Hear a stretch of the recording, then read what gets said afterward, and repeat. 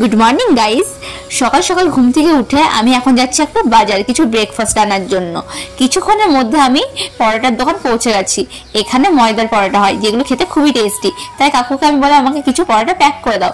তাই কাকু ঝটপট আমাকে পরোটাগুলো প্যাক করে দেয়, যেটা নিয়ে আমি বাড়ি চলে আসি এবং আমি আমার ব্রেকফাস্ট সেরে নিই। তারপর প্রায় 10টা বেজে যায় যখন মা আমাকে ডাক দেয়, বললো কিছু খেয়ে নেয়। তাই আমি নিচে এসে ইলিশ মাছের মাথা দিয়ে পুঁই শাকের তরকারি, ইলিশ মাছের ঝোল এবং ভাত খেয়ে নিই। আজ আমি তাড়াতাড়ি ভাত খাচ্ছি কারণ আমাকে কলেজ যেতে হবে অ্যাডমিশনের জন্য।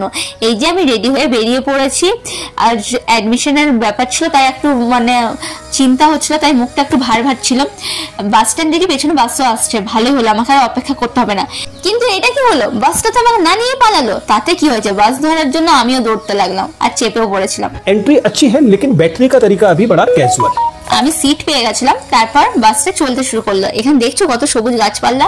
এই রাস্তায় প্রচুর গাছ, যেটা দেখতে খুবই ভালো লাগে। আর আকাশটাও আজকে খুব সুন্দর, আর সারাদিন খুব রোদ দিচ্ছিল গাইজ। মৌসুম তো ऐसा लग रहा है दिल गार्डन गार्डन हो रहा है। কিছুক্ষণের মধ্যে আমি যেখানে নামবো মানে ভগৎ সিং মোড়, যেটার আগের নাম ছিল পুলিশ লাইন, সেখানে পৌঁছে যাচ্ছি।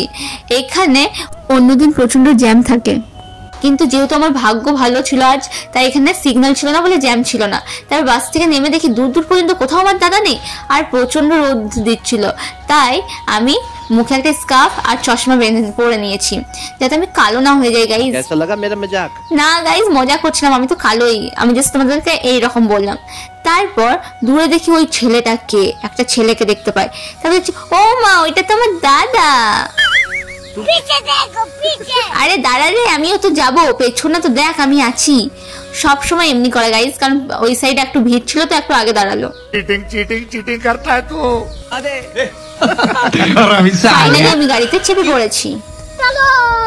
আর দাদা গাড়িটা স্টার্টও করে নিয়েছে। দাদা আসলে ডিউটি গেছিল, সে পথে এখানে এসেছে। যেহেতু আমার অ্যাডমিশন ছিল, এখন প্রায় 11টা বাজে, কিন্তু আমাদের অ্যাডমিশন হতে প্রায় 3টা বেজে যাচ্ছিল।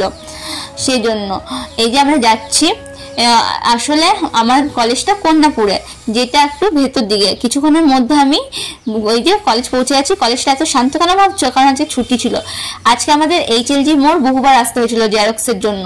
আর এখানে সিগন্যাল পড়েছে দেখছো। তারপর আবার কলেজে এসে সব ডকুমেন্টস ভেরিফাই করে নিয়েছি আমরা। আর কিছুক্ষণের মধ্যে আমাদের অ্যাডমিশন হয়ে গেছিলো।